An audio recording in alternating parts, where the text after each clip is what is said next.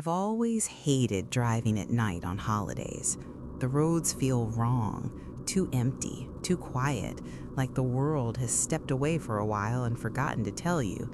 That's how it felt on Christmas Eve, just after 11 p.m., when I started the drive home from my sister's house. It was supposed to be a quick drive, 40 minutes on mostly rural roads, no snow, just a thin glaze of freezing rain that made the asphalt shine under the headlights. I hadn't seen another car for a long time. That's why the headlights behind me stood out immediately. At first, I thought it was comforting. Another person out there, another car sharing the road. I remember checking my mirror and seeing them far back, their headlights steady and centered. But after a few minutes, I realized something wasn't right. They weren't gaining distance. They weren't falling back.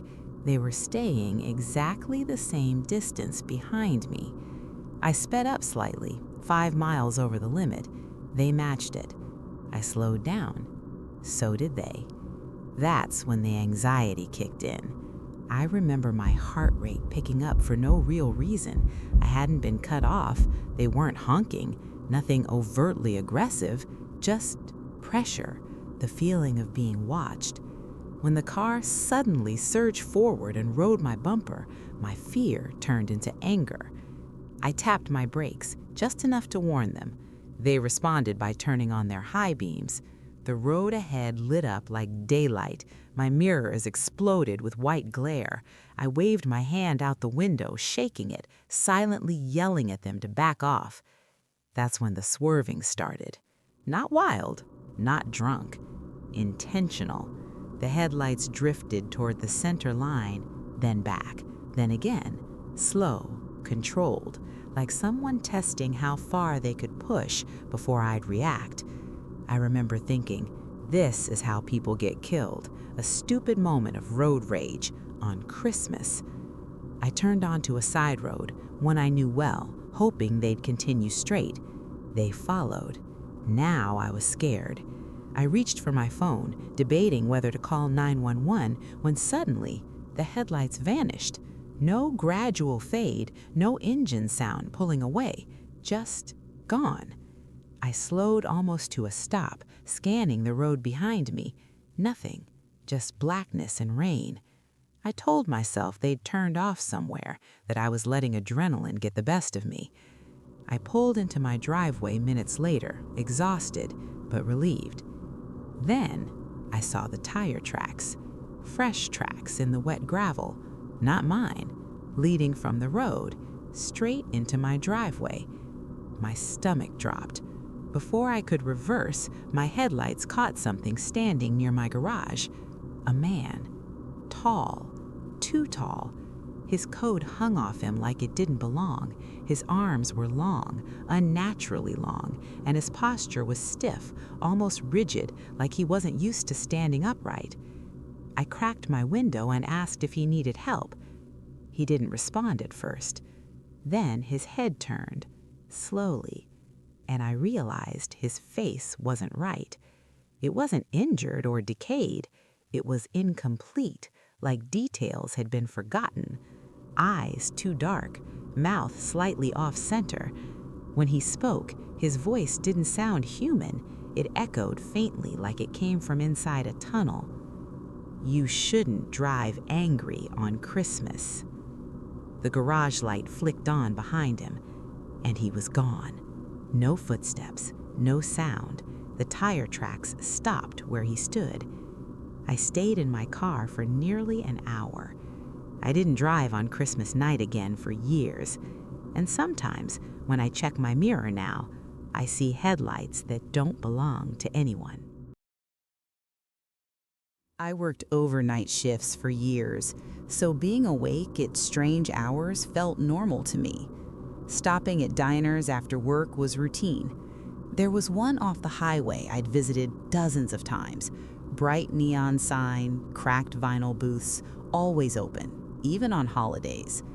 So when I passed it on Christmas morning, around 2 a.m., I didn't hesitate. What did give me pause was the parking lot. Every space was full. That didn't make sense. Christmas morning, middle of nowhere, snow drifting across the road. Still, hunger won. I parked and walked inside. The bell above the door rang. No one reacted. The diner was packed. Families, couples, old men at the counter, every seat filled, but no one was eating. No forks lifted, no coffee cups raised. They just sat there, still. I felt like I'd walked into the middle of something already finished. The waitress approached me. She didn't smile. "What'll it be?" she asked, eyes unfocused, voice flat. I ordered eggs and coffee. She wrote nothing down. As she walked away, I noticed something worse. No one was breathing. No chest movement, no shifting, nothing. A man at the counter turned toward me. His eyes were wide, terrified. His mouth opened like he was trying to scream, but no sound came out. The waitress returned with my food. As she set the plate down, she leaned in close and whispered, "You're not supposed to be here." The lights flickered. Every head in the diner turned toward me at once. Every face was the same. Same eyes, same mouth, same frozen smile. I ran. The bell rang again as I burst outside. The parking lot was empty. No cars, no tracks, no lights. The diner was dark and boarded up.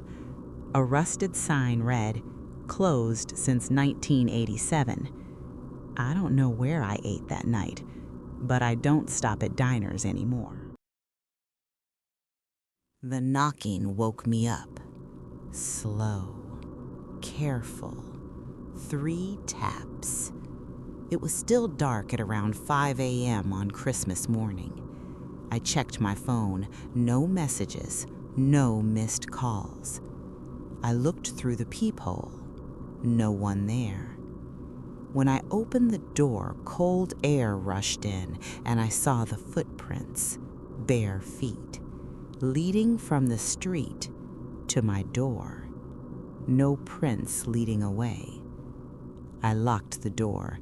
That's when the knocking started again, this time from inside the house, from the hallway behind me. I froze.